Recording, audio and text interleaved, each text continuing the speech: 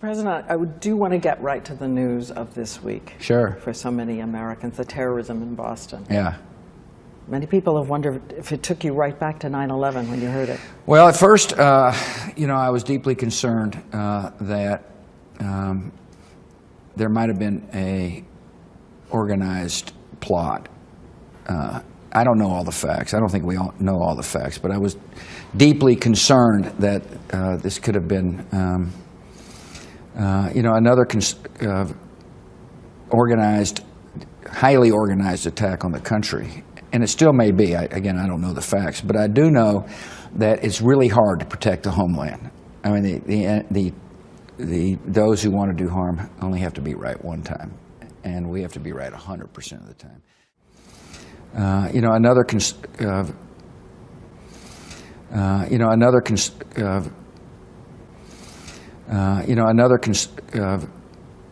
organized, highly organized attack on the country. The former president remembering what it is like in the crucible. Last week, the president of 9/11 watching the president of the bombings in Boston.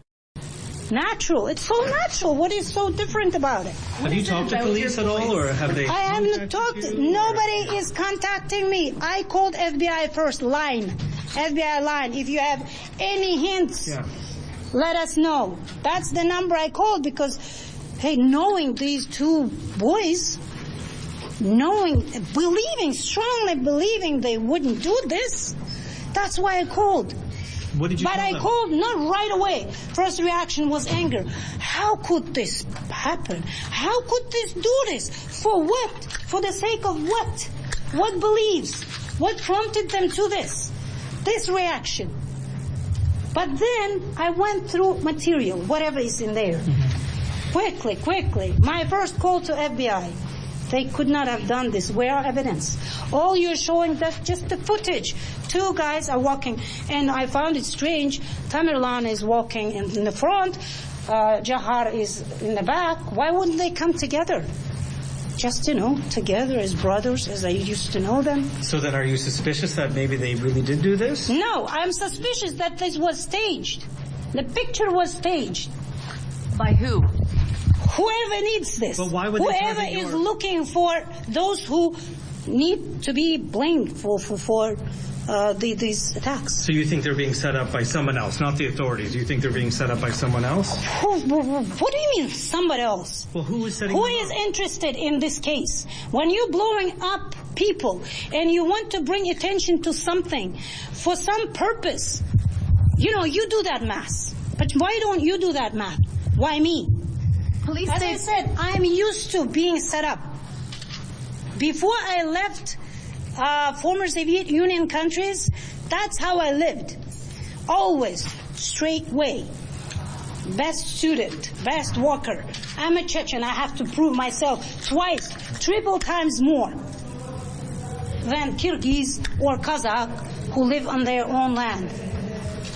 Police say that they were tracking your nephews overnight, and that they were following a vehicle that they were in, and that they were throwing explosives out the window. Nobody said that to me. That's why I'm saying why I'm not getting contacted. If they want to know my opinion, give me evidence, then ask me.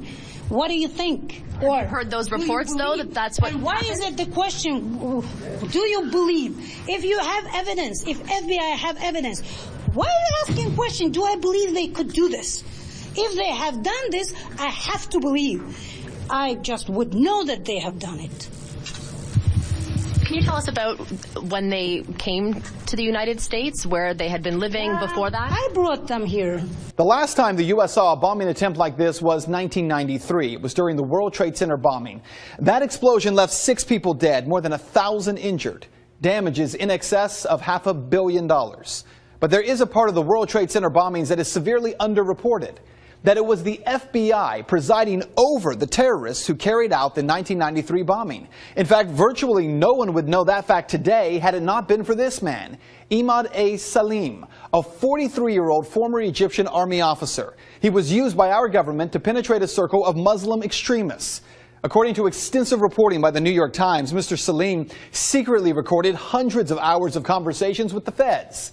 Again, according to the Times, law enforcement officials were told the terrorists were building a bomb that was eventually used to blow up the World Trade Center. They planned to thwart the plotters by secretly substituting harmless powder for the explosives. The informer was to have helped the plotters build the bomb and supply the fake powder, but the plan was called off by an FBI supervisor.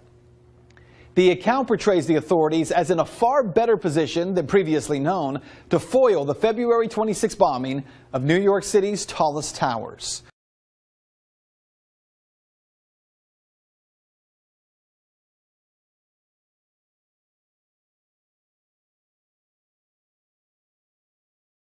The CIA has done in this country, what they've done to us is unbelievable. Look at the terrorist acts that have occurred. The CIA behind most, if not all of them. We had the Marine Barracks. We had our embassy in Kenya. We had Pan Am 103. We had the USS Cole. We had Oklahoma City. We had the World Trade Center in 1993.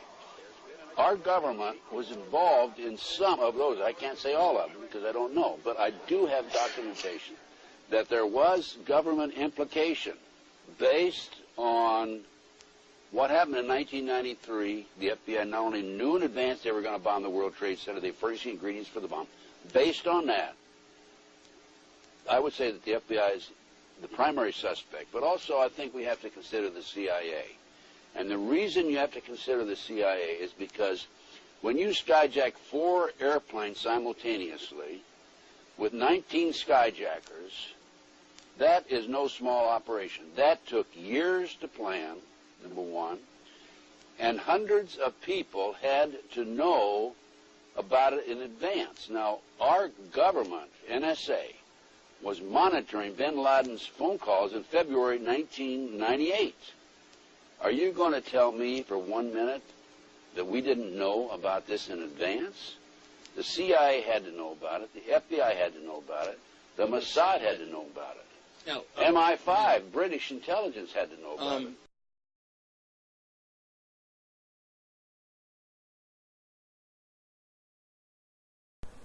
There was a bombing at the Boston Marathon. I track a lot of these things around the world through the last few years.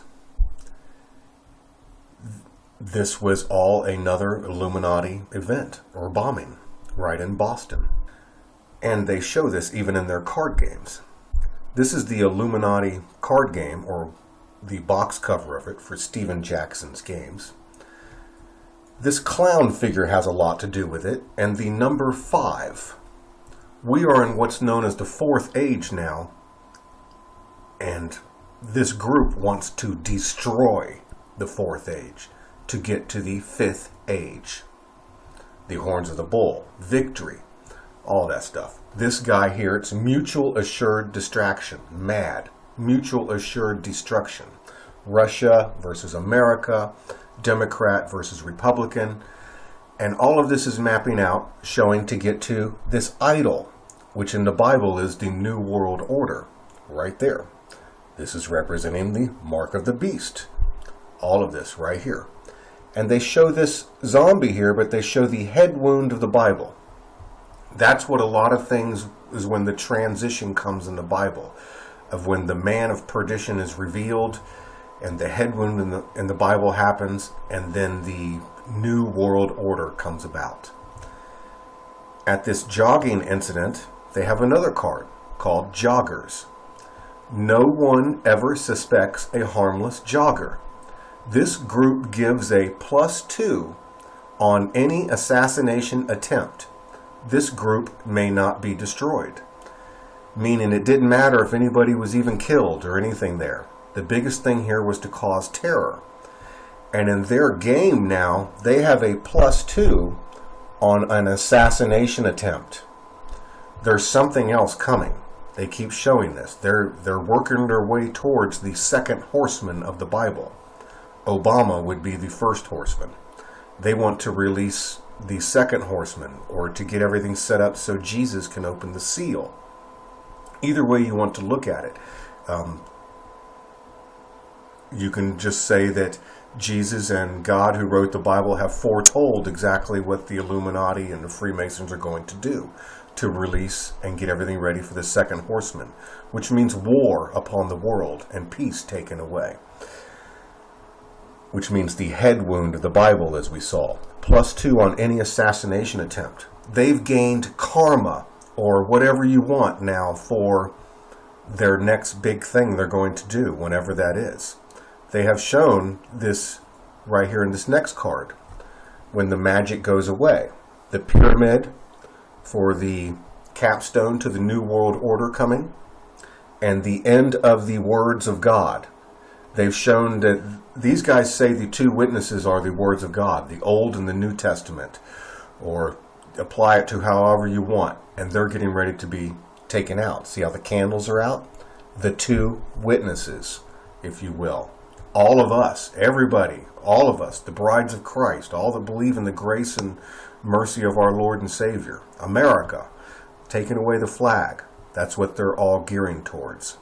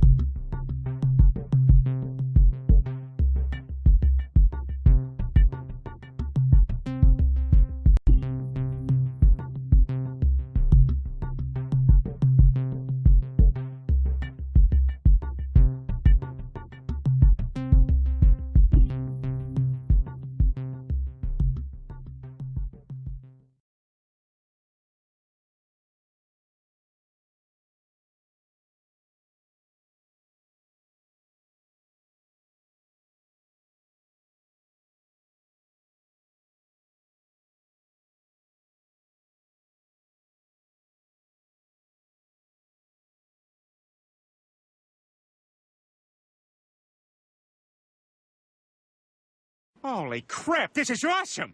I haven't felt a rush like this since I won that marathon.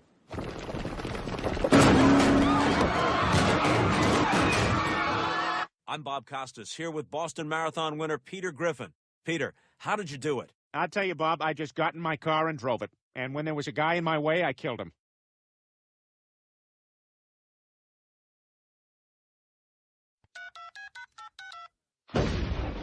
Damn phone's busted. Maybe I dialed wrong.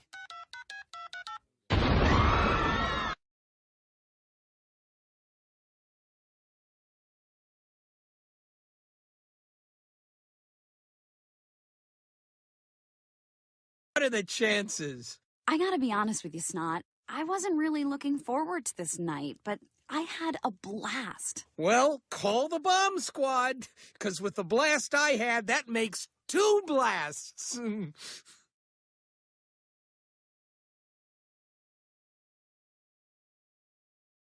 Yeah, right.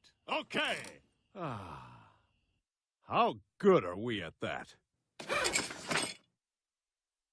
The mainstream media, along with Family Guy creator Seth MacFarlane, have called the whole issue a hoax, as if the episode never existed. That, my friends, is not a hoax.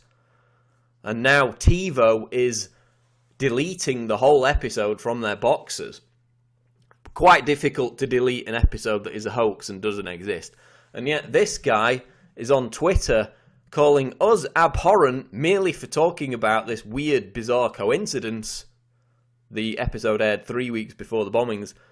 He's the one calling us abhorrent, yet he's also the one making cartoons which joke about terrorist bombings and mutilating, murdering people at the Boston Marathon. This is on the FEMA. I'm showing you this because this is very important. Look here. On April the 9th and the 11th, they were conducting a training exercise, mitigation training course inside of Boston, Massachusetts. It shows you that they were there on the scene before the events, and that they just days that led up to the event, and it shows you that they were already in clear preparation to what was about to happen.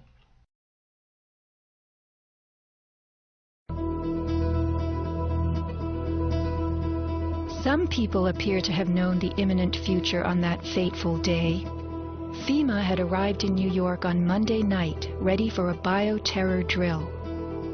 Spokesman Tom Kenny to Dan Rather. To be honest with you, we arrived on late Monday night and went into action on Tuesday morning.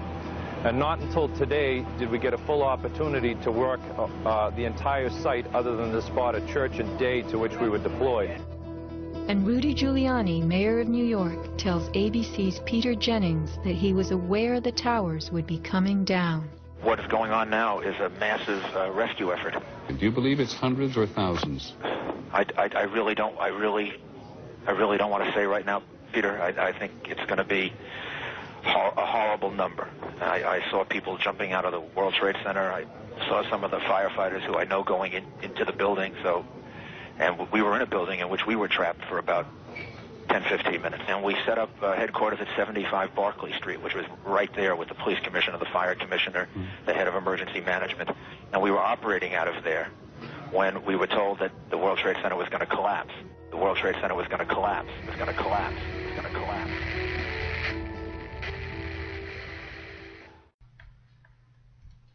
Troops from the Massachusetts National Guards were already at the site as part of a marathon security and crowd management plans, were assisting the police as well. Now, it's funny how the troops were already on the ground just right before the event. The news conference today, investigators said that before the race, during the race, 1 hour before the first runners were to cross the finish line, there was a complete sweep, a security sweep of that area. It's not like they never considered this a possibility, this kind of terrorist attack a possibility. They had security measures in place. There were people on the roof with binoculars looking down onto the athletes' village at the start. There was dogs with their handlers going around sniffing for explosives, and we were told on a loud announcement that we shouldn't be concerned. This was just a drill. Cross-country coach Allie Stevenson had just crossed the finish line. She had come to see me at the finish, and then we were walking back down towards the finish area. Then, right where his wife had been sitting. And all of a sudden, we heard a loud explosion. They even made announcements on the loudspeaker about the increased security. They kept making announcements saying to the participants, do not worry. This is just a training exercise. Evidently, I don't believe they were just having a training exercise. I think they must have known, they must have had some kind of threat or suspicion called in. They announced over the broadcasting system that this is a training exercise. So they openly said, this is a training exercise, this is a drill. Because there's people out there that are saying that the drill never existed, and many of them are actually police saying that they never even did the training exercise. But this is for sure. You heard that over the broadcast system, didn't you? Yeah, absolutely. They did run a drill at the start of the athletes' village, yes. Was there any prior knowledge, Joe? Because according to BostonGlobe.com, they said they were doing drills this morning for the same exact thing that happened, according to BostonGlobe.com. One of the chief tools used by governments as a smokescreen is staging exercises or drills at the exact same time and exact same places as real events. When the Oklahoma City Federal Building was bombed, the Bureau of Alcohol, Tobacco, and Firearms was staging an anti-terror drill with their bomb squad on the morning of April 19, 1995, at the same time that the real event took place. On the morning of September 11, 2001, the Pentagon was running 5 separate drills, 2 of the drills targeting the exact same targets at the exact same time. That caused NORAD to stand down, believing it was just a drill. And London was no different. It's important to note that those taking part in the drills need not know that they're part of a larger operation. In fact, it's better for the conspirators that they not be informed. One of the chief reasons this is done is so that if any of the operatives carrying out the attack are caught by other elements of the government, they can simply claim that they were taking part in a drill or an exercise.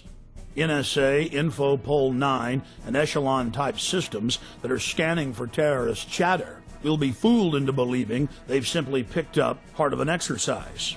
On the morning of 7/7 in London, there was a simultaneous exercise targeting the exact same trains, the exact same bus, at the exact same locations, at the very same time. What we're supposed to believe is some kind of coincidence. There was also an anti-terrorist drill going on 7/7. And again, just like 9/11, they were talking about attacks on the same targets, the same kind of tube stations, and exactly the same time as the actual attack happened. We learned of the drills of 7/7 on 7/7 from Peter Power, the head of Visor Consultants, a crisis management firm based in London. Mr. Power was the former spokesperson for Scotland Yard. Mr. Power told National British Television, ITN News, about the drills. Today we were running an exercise for a company, bearing in mind I'm now in the private sector, and we sat everybody down in the city, 1,000 people involved in the whole organisation, but the crisis team. And the most peculiar thing was we based our scenario on the simultaneous attacks on the Underground and mainline station. So we had to suddenly switch an exercise from fictional to real. And one of the first things is, get that bureau number. When you have a list of people missing, tell them. And it took a long time. Just to get this right, you were actually working today on an exercise that envisioned virtually this scenario. Almost precisely. I was up until 2 o'clock this morning because it's our job, my own company, Visor Consultants. We specialise in helping people to get their crisis management response. How do you jump from slow time thinking to quick time doing? And we chose a scenario with their assistance, which is based on a terrorist attack because they're very close to a property occupied by Jewish businessmen. They're in the city, and there are more American banks in the city than there are in the whole of New York. A logical thing to do. And I've still got the... I was going to say, how extraordinary today must feel for you as it unfolds. He repeated himself to BBC Radio 5. The thing that concerns me is that what are we doing for the thousands of men and women actually who are in London working? And I say that because at 9:30 this morning we were actually running an exercise for over a company of 1,000 people in London based on simultaneous bombs going off precisely at the railway stations that happened this morning. So I still have the hairs on the back of my neck standing upright. To get this quite straight, you were running an exercise to see how you would cope with this, and it happened while you were running the exercise? Precisely. And it was about 9:30 this morning. We'd planned this for a company, and for obvious reasons I don't want to reveal their name, but if they're listening they'll know it. And we had a room full of crisis managers for the first time they met. And so within 5 minutes we made a pretty rapid decision, this is the real one. And so we went through the correct drills of activating crisis management procedures to jump from slow time to quick time thinking and so on. If we use a standard actuary employed by major insurance companies to calculate the probability of these events coinciding in a 10-year mean, we learn that the probability of this happening is greater than 1 in 300 tetragillion. To put that in perspective, that's a number with 41 zeros behind it. That is trillions and trillions and trillions and trillions and still more trillions times greater than all the grains of sand in all the world. To put that number in perspective, it has 41 zeros. Scientists using supercomputers have estimated that the Earth has over 7 quintillion grains of sand. A quintillion has 18 zeros. Hi, I'm Leanne McAdoo here with an InfoWars News Bulletin. Now, we've been working really hard to try and keep track of all of the inconsistencies with the official story behind the Boston Marathon bombing. The media announced that the suspects were in custody at the Boston courthouse. The courthouse is suddenly evacuated due to a bomb threat, and the new official word is there are no suspects in custody. FBI releases footage of the suspects without ever showing them actually setting down the backpack. In fact, even Governor Deval Patrick had not seen the video. Although he described the footage showing the suspect placing the bomb near the second blast site as chilling, he then mentioned that he hadn't actually seen the footage himself, but was relayed the info by the FBI. So you're the governor of Massachusetts overseeing this manhunt, and you yourself haven't even seen the footage? The boy's father says that if the FBI kills his second son, then he will know it was a setup. Hours later, the boy is captured alive, but is conveniently unable to speak. The reports say that he suffered from a self-inflicted gunshot wound through the mouth that exited his neck. How does a person who's just shot himself in the mouth climb out and over a boat, surrendering himself to authorities? As Alex Jones reported, the Saudi national suspect, named first as a person of interest, was almost immediately cleared of suspicion after both John Kerry and Obama met with Saudi Foreign Minister Saud just after the Boston Marathon bombing. We were then told Abdul Rahman Ali Al-Arbi is being deported for reasons of national security. The Blaze released more information showing that the FBI was deporting him under Section 212(3)(b, and that he was linked somehow to the Boston bombings. But after the president's meeting with the foreign minister, the file was changed.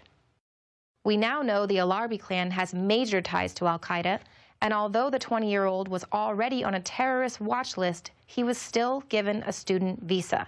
This is all strangely similar to the flights by the bin Laden family, who are also Saudi nationals, right after 9/11.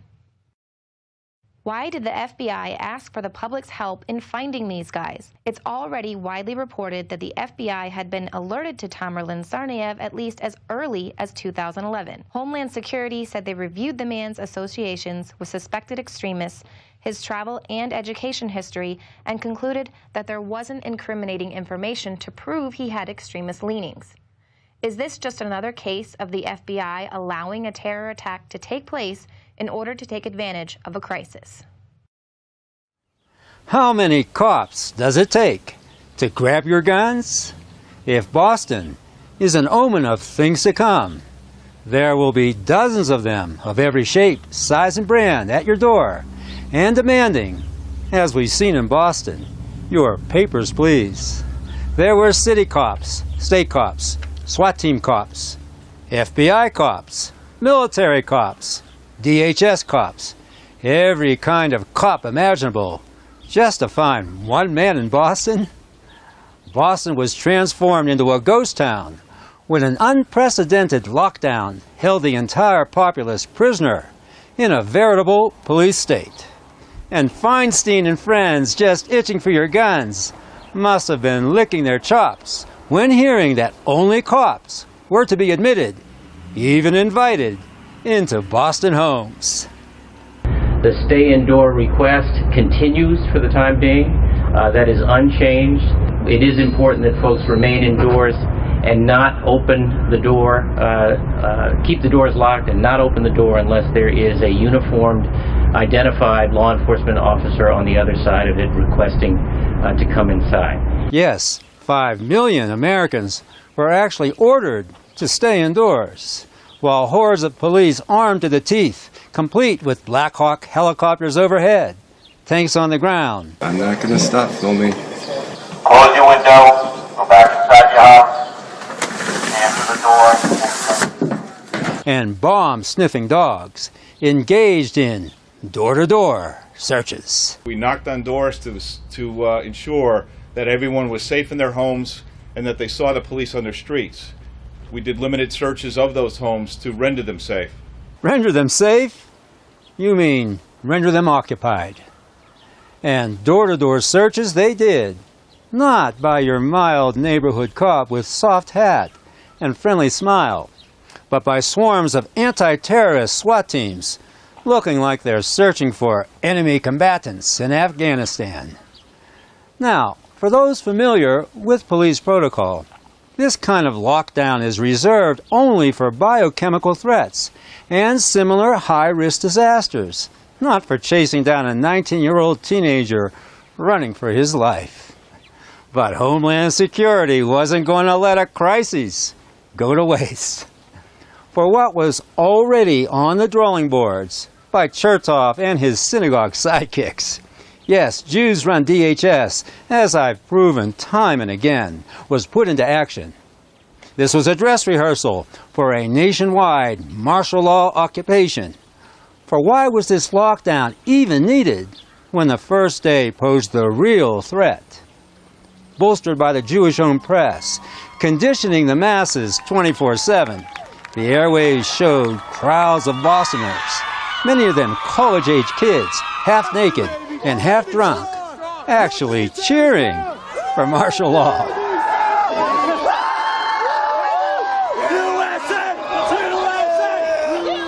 The prototype has been set, tested, and approved.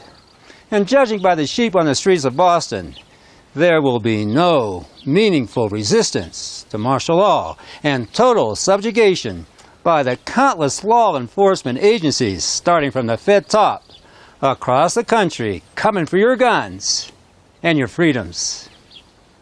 Now, you can quote the Second Amendment to them as much as you want, but they'll laugh in your face with a gun pointed at your head when they begin with, "Your papers, please." Massachusetts Governor Deval Patrick does what no governor in modern U.S. history has ever done. He orders nearly 1 million people to stay home. The greater Boston area shut down. Heavily armed officers in Watertown search for the suspect, house to house.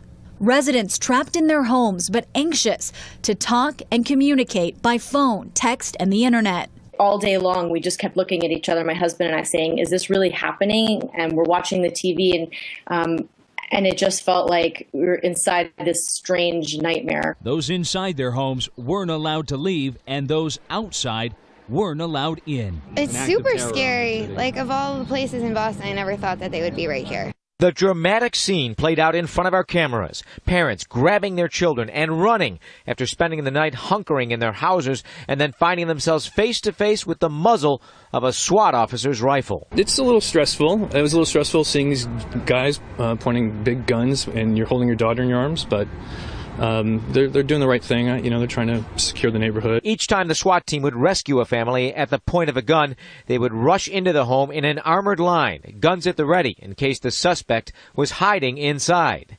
And each time they cleared out a resident, they did it with a force that reflected the uncertainty of not knowing who was a friend and who was a foe. When he banged on the door, I looked up, I was shocked, and there was a gun, or 2 guns or whatever, pointing down at me, and the guys, and they said, get out, get out. I said, okay. And I wanted to know, do I get my shoes? Just get out, okay, all right. The pattern was dramatically repeated time and again, house after house. But finally, it became apparent all the families were out of their homes and the suspect was not inside. It was terrifying. Chaos in the streets sent people running for cover to their homes. Oh, make it wide! A normally quiet Watertown neighborhood. It's nice. I don't lock my doors. Rocked by explosive violence. There's probably 35 cops on foot, running towards us. Heavily armored state police, their rifles locked in place, searching house after house, looking for the second suspect in Monday's marathon bombing. I hope the guy's not, in my house, but, I hope they catch him. Hours of searching and still no sign of their suspect. Law enforcement teams feared the suspect may have littered explosives along the roadways. Those inside their homes weren't allowed to leave, and those outside weren't allowed in.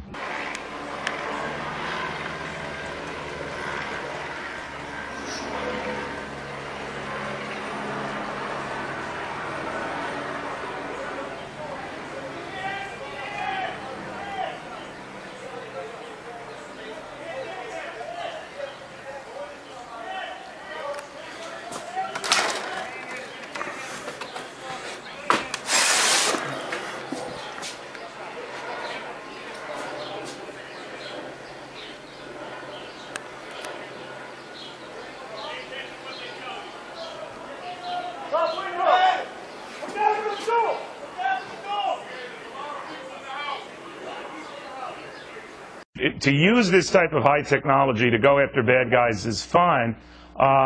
He doesn't obviously want it used recklessly on individuals, but he seemed to draw the line that to the degree you could track down bad guys, and we have that technology, I think I've got the gist of what he said. Have at it. What do you make of that? Yeah, when the courts approve, that's fine, but it was never meant that we would have this gigantic police force from the federal government. We had martial law up there, FBI and all these agents coming in and closing things down, going into people's houses. No, technology is fine, but it has to be guarded. And if there's a question, you guard liberty before you say, well, if we catch a bad guy, that is good. You don't give up liberty for 9 people because you might find one person. So I'd be very, very cautious about that. And I would get, the federal government is not supposed to be our police force. Yet we have over 100,000 federal officials who carry guns to enforce these laws, and they own Boston. It's criminal that that people tolerated this so much, that we tolerated this martial law and total acceptance that they can come into our houses and we can't even go out of the house. What if we wanted to go to the store and get a bread? Oh no, you can't do that. And yet, yes, it was serious. It was a crisis. There were 3 people killed.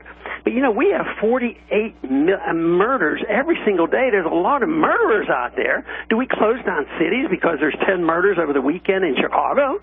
We don't do that. But here we close down a whole city, not even allowed to go to a baseball game. I mean, I think it's very, very scary when I look at some of those pictures that happen up in Boston. The federal judge just dismissed my next guest's lawsuit against the TSA's porn and grope tactics that are an unreasonable search and seizure and a direct and profound violation of the Fourth Amendment. What happened to you with the TSA? What did they do to you? And what did the courts do to your lawsuit against them? Here's what people need to know, Judge, is this. With the dismissal of my lawsuit, it means that every airport in America does not have to abide by the Constitution or the Bill of Rights. It means that the Patriot Act has given the TSA power that if you go out and you get abused at an airport, there is nowhere you can go because the federal judge ruled they don't have jurisdiction. Well, this is a constitutional issue. If a federal judge doesn't have jurisdiction, then who does? Well, first of all, hopefully we can wake up America. Let me repeat and tell the United States of America citizens, when you go to an airport, anywhere in this country, you are not protected by the Constitution or the Bill of Rights. Okay, so what other thing can I do to bring attention to the fact that this country better damn wake up to what's going on? And it's not going to, Judge, it's not going to end there. They're going into the bus stations. Even Tennessee has okayed what they call TSA Viper teams on the highways. Wow, that's roving teams of TSA officers stopping you in your cars as you're driving. Are you surprised when the federal government took over for 30 seconds today every television station, cable and broadcast, and every radio station, satellite and landline in the land just to see if they could do it? Well, I think it's also to flex their muscles so that they now know they can do it. Remember, the internet's been running wild. The government doesn't have control of it. So the best way to control it is, it was in my last book, the president has the power right now to completely shut down the internet. Our Congress gave the president that power. And it is time that we start looking at our Constitution and Bill of Rights again and start realizing that we mean nothing if these documents mean nothing. And right now we have a government that tells you they're meaningless.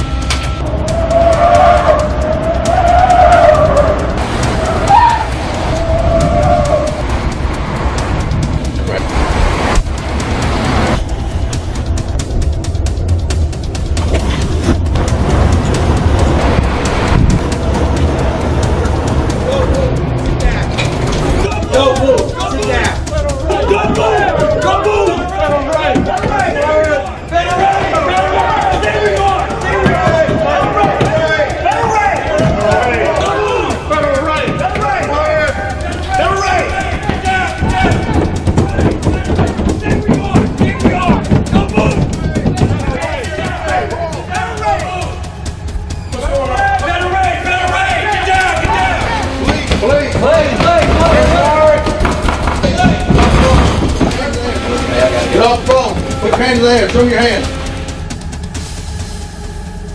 Surrounded by federal agents, a loaded gun pointed at his head.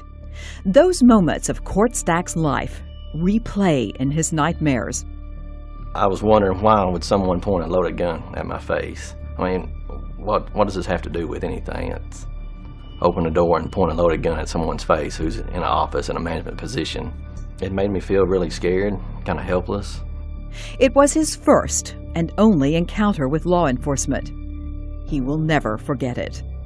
Neither will the other employees at this small Arkansas water bottling company. Their vivid accounts of that day were used to produce an accurate reenactment of the federal raid on Mountain Pure Water Company. We saw all of the cop cars and the commotion, and nobody could come in. They come in with black vehicles, unmarked, blocked every entrance. There was probably 40 to 50 agents, blocked every door. They just come in full speed. They had surrounded the facility and entered all the doors and secured the whole premises when they came in. Yes, I was scared to move because, you know, they had guns on and you couldn't really move. You couldn't go nowhere. First of all, it was ridiculous.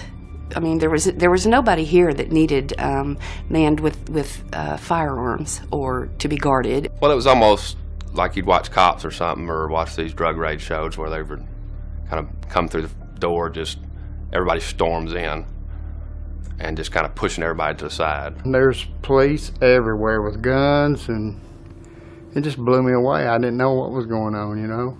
I thought maybe it was drugs or they was after a felon or something, but I mean, they have a lot of police.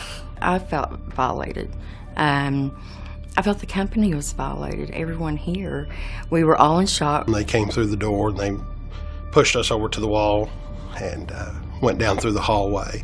They were very serious. They were very well intending to take control of the facility and to intimidate us in the sense of complying with them. We were saying, oh my gosh, what's going on? And but as far as being able to really say something to each other, we couldn't. We had them all on top of us, no matter what. You know, I mean, they were everywhere.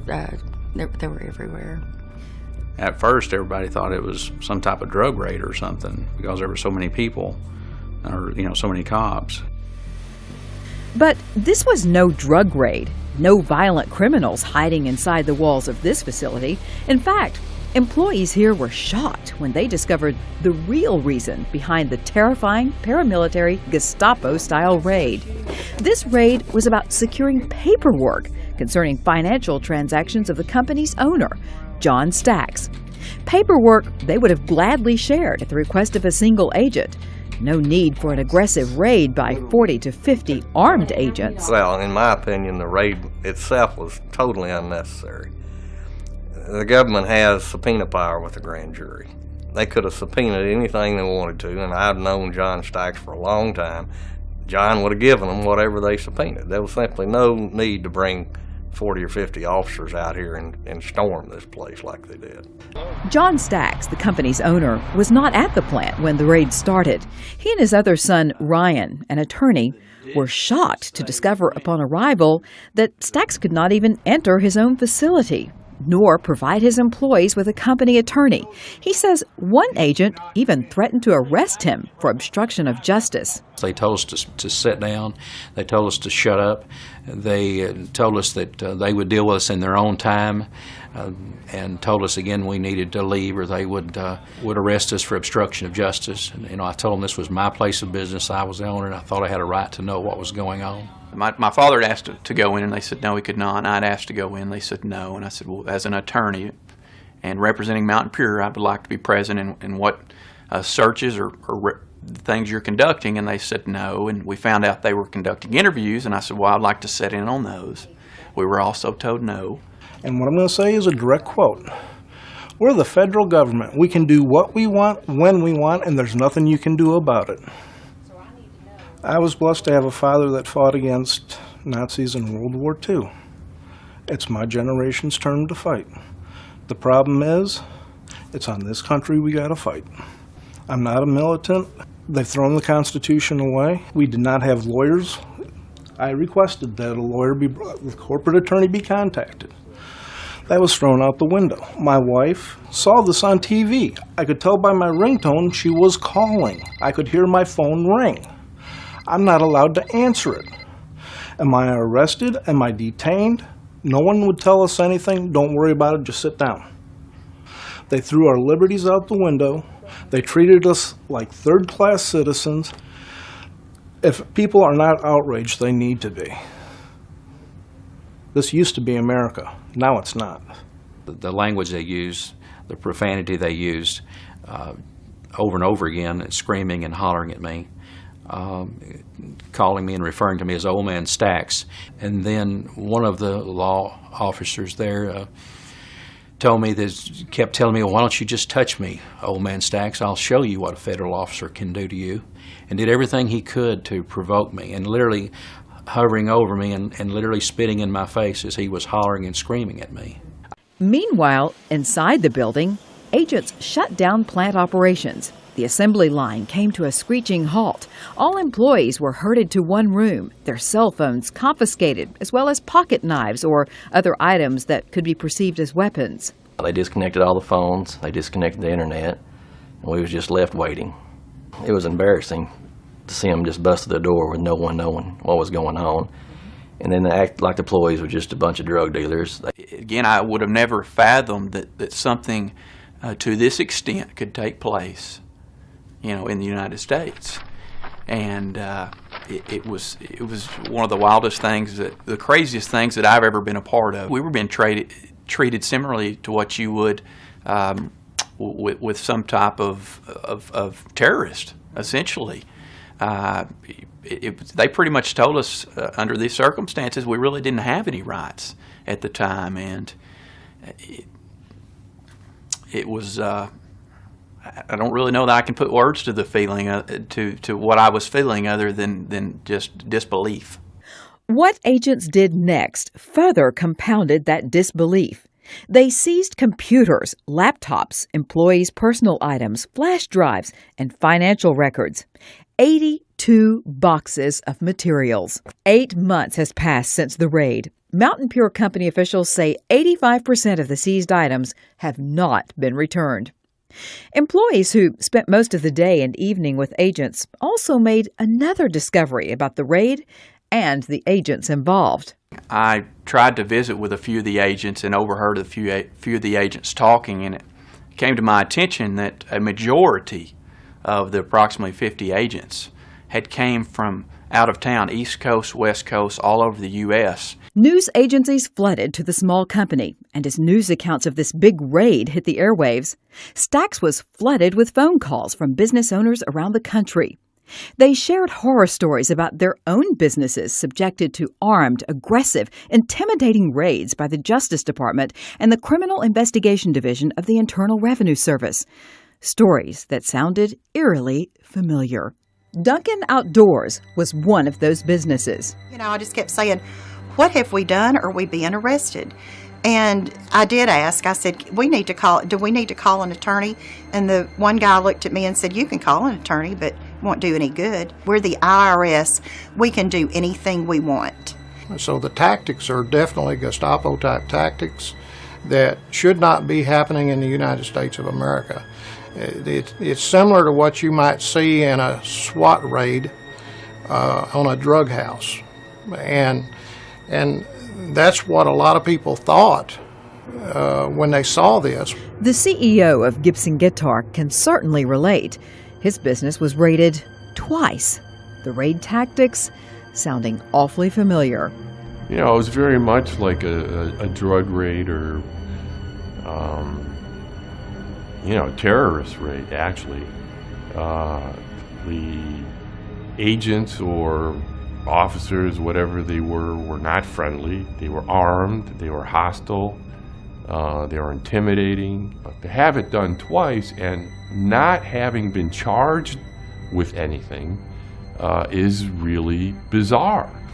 We incurred losses, we incurred military-style action. We had seizures, our workplace was closed, and we had threats that they would close us, period, and yet we hadn't been charged with a single thing. The raids cost Gibson Guitar Company well over $5 million in goods seized, work stoppage, and legal expenses, all without having to prove to any judicial body that anyone with the company was guilty of anything.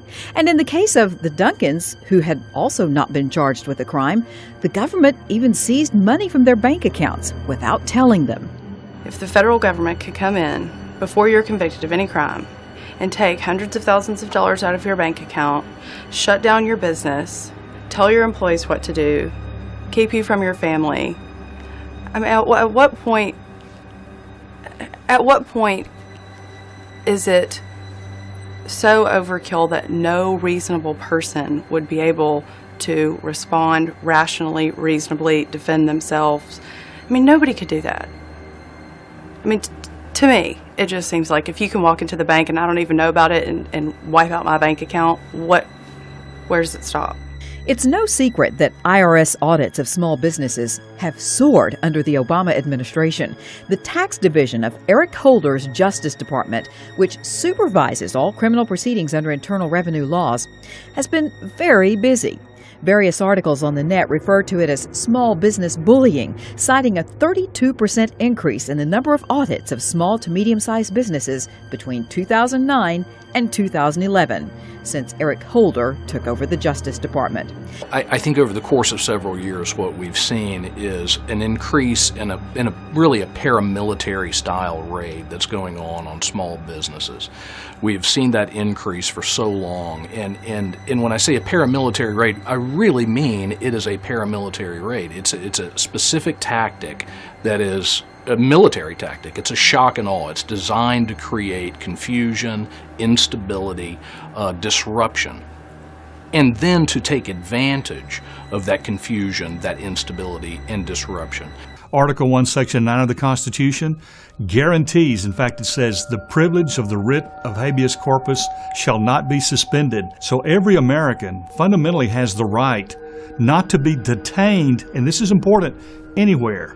Not just in prison, has a right not to be detained anywhere. So that is an enormous concern because the stories we're hearing, apparently that is happening. And that doesn't even go into the Miranda requirements of being read your personal rights and being afforded the opportunity to have an attorney, which we're also being told as being abridged. The two pillars of freedom and liberty in the country are the rights to property and the rights to privacy.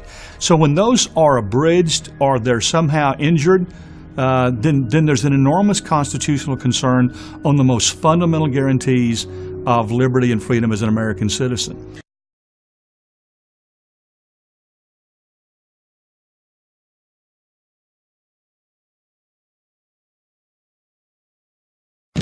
I was Stan Badani reporting from Watertown, and I'm in the town here, and every business is closed. We're going to take a ride to Watertown to see basically if there's any military posts, checkpoints, and so on, and hopefully we can get through without getting arrested here. But I'm looking around, every store is closed, the banks are closed, the business, the buildings are all closed, and there's a good look here. And we're going to drive around also. It's like a ghost town here in the middle of a business day. The KFC's closed, the gas station's closed. We're at a McDonald's and it's a total lockdown. You have police all over McDonald's. I guess in the parking lot here. Are they closed? We are closed. Oh, okay, thank you, sir. Okay. I understand. I know you can't get on this road. How do I get you can get down this road. Okay. This is just a secure point for the police station. Oh, okay. You can go straight. However, Watertown Square is pretty limited. Going straight, you'll see the next roadblock anyway. This is Dan Badandi reporting. We're on Cambridge Street where they detonate controlled explosives, and they're not giving the media no information at all right now. And just people gathering around, we're asking questions, what happened, and we just talked to a woman who is barred from a house that lives on the street. She's been barred since 7 o'clock this morning with no information given. What kind of announcements did they make to you? This morning, they told us to put our clothes on and get out because they're evacuated from the street. Absolutely. And they give you any information at all as when you can return to your home? Nope, none. Does it make you suspicious that you have feds crawling all over the place? Yes, it made me very nervous this morning seeing FBI blocking off our street and then going down the street and parking in front of people's houses. That made me nervous. Did you get a warning on TV or the radio? On TV, yes. Okay, what was that warning? As far as like staying home, or they basically told us to stay home and not come out because it was a what do you call it, in shelter lockdown all over Cambridge. Did they disclose to you when they knocked at your door? Did they disclose to you what was happening? No, they didn't. Just an evacuation. So they didn't tell you anything at all why you're being evacuated? No. Did they give you any information at all when you could return to your home? No, they didn't. So you've been stuck out here for about, 12 hours now? Yes. With the National Guard, did you ever hear of Posse Comitatus? No. It's in the Constitution established by Ben Franklin. It prohibits the military to police on American soil to prevent dictatorship. I think under circumstances where there's terrorists blowing up bombs left and right, it might be okay to have the National Guard about. Oh no, absolutely. That's what they're here for, to do that, but not to police on America. In other words, they're not allowed to arrest people or give any orders. They're allowed to help out disasters, but that's it. And I believe that's what they're doing. Well, I mean, we've seen National Guards giving the police orders, and also policing. They even told us we'd be arrested if we cross different lines. Well, yeah, I mean, it's a state of emergency. Okay, and so far it's been about 10 hours or so, and did they give you information as to when you can return to your home? Well, I can find information by myself through my iPhone, but they didn't give any information. Anyone cross the line to be taken into custody? Media, civilian, anyone, okay? This is the police state, yeah. And you're telling us I'm telling you to cross the police line, you'll be taken into custody. The New World Order property, yeah. Thanks for serving the Constitution, sir. Yep, right there. You with the media? Yes, media I am. credentials? Let me see them. Yes, I am. You see media credentials. Free speech systems. The #1 alternative media in the world, so. Okay. Well, Dan, we work together, we work separate. Don't matter to me. Stay behind the line. Oh, could you please tell us what's going on? I mean, did they blow up the bombs there? Or? Sir, your behavior right now seems to be a little irrational to me. This is a very fluid and dangerous situation. I understand. So if you don't stop talking, you're going to be removed. Press or no press. Sir, you seem to be a little irrational right now. I'm not irrational. I'm fine. It's live on camera. Am I irrational? Am I irrational? I'm glad I didn't shave this morning, okay? Listen, your behavior to me appears to be irrational, confrontational, and this is a very dangerous, fluid situation. If you're not understanding me, I'll take it a step further and help you understand. One question though. Who's going to give us information? Well, this is an actual witness who was at the hospital, and I want you to listen to what he has to say real quick. It's quite interesting. Crime scene. A day and a half later, and an FBI guy came over and said, "Give me your camera." I said, "I've got 2,000 pictures of my family on there. Give me your camera." And I said, "Okay." And he went to it. He went to the pictures I just took of the crime scene, which was outside the hotel, right there when the bomb went left it. And he went and deleted every one of them. I said, "You can have all the other pictures." I got pictures of 25 ambulances lined up, all ready to go. Guardsmen, policemen, police cruisers all over the place. Now, he had FBI came to this guy, and this is a guy who was in the Boston Marathon because he had a family member that was running in the marathon, and he went there to document, his family, and and he took pictures of the crime scene as the event unfolded. The FBI confiscated his camera and deleted everything that was on his camera instead of using his information that he had on his camera to help, to locate and find any suspicious suspects that would be in that area. You would think this would be the moment that this officer would jump on the advance opportunity to do so. But instead, this law enforcement deleted information which would become the act of a cover-up. So in other words, what was it that they didn't want the public to see? What was it that they're trying to conceal from us? Because this proves without a shot of a doubt there was cover-up. Also, mobile phone surveillances by police targets millions annually. So in other words, this becomes criminal, and it becomes harassment and a violation of our constitutional rights. So this is basically everything that the Homeland Security are doing. Homeland Security and laptop seizures, interviews with Representative Sanchez. Will Congress act to curb the shocking abuses of U.S. citizens encountering when re-entering their own country? See, they're even admitting it that even American citizens coming from abroad in another foreign land, coming back home, are now deemed as being terrorists, especially when they have cameras and laptops. And of course they're going to have all this because they've taken pictures where they're traveled to. But they're making everyone fear everyone, and when there's no imminent threat, ladies and gentlemen. But the only threat that we have all unfolded and investigated and had discovered is our own government is the only people that are deemed as that imminent threat. Honorary President of the Supreme Court of Italy and former senior investigative judge Ferdinando Imposimato has accused the Bilderberg Group of conspiring with a right-wing organization called Ordine Nuevo, which means New World or New Order. accusing them of committing various acts of terrorism. In a new book, The Republic of the Unpunished Massacres, he published a document which gives proof to this connection. And about the document, what he said was, quote, "When it comes to slaughter, it speaks of the Bilderberg Group. I believe this document. I did tests, and I can say that behind the strategy of tension and slaughter and the slaughters, there's also the Bilderberg Group maneuvering, using terrorists and Masons," end quote. He claims he was given the document by a former operative of the Italian New Order. Members of that participated in numerous deadly terrorist attacks, according to these documents, including the 1969 Piazza Fontana bombing, the 1970 Rome Messina train attack. These are huge, by the way, if you know anything about Italian history in that time. These were really huge. The 1974, the Piazza della Loggia bombing in Brescia, and the Italic Express bombing, which was a train attack, I believe, in 1974. Well, you know, what's interesting is him mentioning the strategy of tension. The strategy of tension refers to Operation Gladio, which was a NATO Cold War kind of stay-behind project that sought to create an exponential political climate in Europe by having its agents carry out terrorist attacks, which were then blamed on either the far left or the far right, whatever political group was convenient. You know, essentially this was used to kind of demonize political opposition and force the Republic to turn to the state to ask for greater security. Right. That exact quote came from Vincenzo Vinciguerra. He said, and because he was essentially a Gladio agent, this is from his words and sworn testimony, "You had to attack civilians, the people, women, children, innocent people, unknown people, far removed from any political gain. The reason was quite simple. They were supposed to force these people, the Italian public, to turn to the state to ask for greater security. This is the political logic that lies behind all the massacres and the bombings which remain unpunished because the state cannot convict itself or declare itself responsible for what happened." What makes this piece of paper important is it shows that this group is potentially, you know, not just talking about what they hope to do or what they hope the direction of the world will go in. They're actually, you know, cavorting with terrorists to make that happen. Right. You know, and to push their agenda.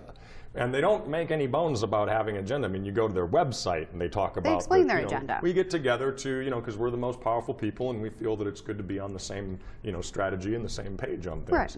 And it's a dangerous group because here's the thing. When you have, let's say, you know, Secretary of State from the U.S. goes over there. I know that Hillary Clinton's been spotted there a few times. When you have people like that going there and then they make a pledge to the Bilderberg Group, just even a pledge of secrecy to them, that's actually in violation of their oath of office. Those who have studied history know that nothing invigorates and empowers an authoritarian regime more than a spectacular act of violence, some sudden and senseless loss of life that allows the autocrat to stand on the smoking rubble and identify himself as the hero. It's at moments like this that the public, still in shock from the horror of the tragedy that has just unfolded before them, can be led into the most ruthless despotism that now bears the mantle of security. Acts of terror and violence never benefit the average man or woman. They only ever benefit those in positions of power. This is why Nero fiddled while Rome burned. It gave him a chance to throw out the Christians to the lions and rebuild the capital of the Roman Empire in his own image. This is why Hearst and the warmongers of the emerging American Empire were delighted by the destruction of the USS Maine in Havana Harbor in 1898. It gave them the excuse they needed to rouse the public into supporting the Spanish-American War. This is why Israel attacked the USS Liberty in 1967 during the Six-Day War, strafing and torpedoing it relentlessly for hours in a vain attempt to send it to the bottom. The Israelis believed that the loss of the Liberty could be blamed on Egypt and draw the Americans into war. This is why there are hundreds of documented examples of government staging attacks in order to blame them on their political enemies. In every civilization, in every culture, in every historical period, authoritarians have known that spectacular acts of violence help to further consolidate their own power and control. And sadly, throughout history, there have been all too many willing to allow attacks to occur, to pretend that attacks have occurred, or even to attack their own population in order to further their political agenda. To think that such staged provocations and false flag attacks no longer occur would be as unrealistic as believing that human nature itself has changed, that powerful people no longer seek to increase their power, that influence is never used for deceit or manipulation, that lies are no longer told to satisfy greed or slake the thirst for control. It is to believe that our society is immune from those things that we have seen in every other society, in every other era. In short, it's a dangerous delusion. The people are once again learning the power of this delusion. They are learning the extent to which they have been lied to. They are once again studying their history. The Russians are learning how the FSB was caught planting bombs in Moscow in 1999 during a terror scare that swept Putin into power and stirred the public into supporting the Second Chechen War. They are learning how their autocratic ex-president came to power campaigning on the graves of those his old FSB cronies had killed. The Israelis are learning how Mossad has been caught time and again posing as the very Muslim terrorists they claim to be opposing. They are learning how Israel uses the specter of terror to further extend their blank check drawn on American funds to expand their police state at home and maintain their hardline stance, the world's sixth largest nuclear superpower supposedly threatened by the possibility that one of their neighbors may one day obtain a single nuclear weapon. The British are learning how their SAS officers were caught dressing up as Arabs in Iraq, driving around with trucks full of munitions, shooting at police to stir up ethnic tensions, and ensure that permanent bases could be built in the region. They are learning how Harun Aswat, the supposed mastermind behind the 7/7 bombings, was working for British intelligence. They are learning how British military intelligence took part in IRA bombings. The Indians are learning how the Mumbai attack was helped by a US agent who is cooperating with investigators so that he won't face questioning by foreign authorities. The Canadians are learning how their own provincial police dressed up as protesters in 2007 and threatened violence against other police in order to force a crackdown on peaceful protests. And the Americans. The Americans are learning that there were multiple bombs found, dismantled, and taken out of the Alfred P. Murrah building on April 19, 1995. They are learning that Timothy McVeigh had written a letter to his sister in which he claimed to be in the Special Forces for the U.S. Army. They are learning the bombing was being directed by FBI informants, just as the 1993 World Trade Center bombing was. They are learning about 9/11 and the Gulf of Tonkin and Operation Northwoods and their own Army counterinsurgency manuals that teach officers how to commit false flag attacks to blame on their enemies. In short, the people are learning the truth. And now we see the same build-up to a false flag event taking place that we saw in 1995. At that time, the U.S. had a corporate media desperate to fling mud at anyone concerned by the actions of their government, and it had a government that was desperately unpopular. Today, we see the exact same factors at play. If anything, the situation today is worse than it was in the run-up to the Oklahoma City bombing, with media consolidation meaning that groups of concerned citizens like the Oath Keepers are being attacked by the controlled minions on both the left and the right. And now it is not just the militia that is being demonized by the establishment. It is veterans and gun owners, third-party supporters and libertarians, anti-war protesters and human rights campaigners, people who are upset with a government giving trillions to the banks that have engineered our current financial crisis. In short, everyone is now a potential terrorist according to the governmental and media agencies that deign to limit our range of acceptable opinion and control dissent. Even the word terrorist means something more than it did back in 1995. Now, after the false flag attack of 2001 allowed the passage of the Patriot Act, after the boogeyman of Al-Qaeda gave the NSA the opportunity to announce that they were collecting everyone's emails and everyone's telephone calls, after the former White House press secretary came out and admitted that the Bush administration had made up terror threats in order to scare the people into supporting the government, now we know what the real definition of terrorism is. It is governments scaring their own populations into line. But there is something else that's different now from what it was in 1995. The people are learning something else about terrorism. They are not terrorists for speaking out against their government. They are not terrorists for wanting the government to stop selling their children into servitude to pay bankers their bonuses. They are not terrorists for pointing out that the FBI and the CIA and Mossad and MI6 are behind every major international terrorist event. The people are not terrorists because they do not want to see more death. They do not want more destruction. The spilling of the blood of their fellow citizens is not in their interests. Death and destruction only ever serve the governmental and financial and industrial interests who always grow in power and wealth in the wake of every tragedy.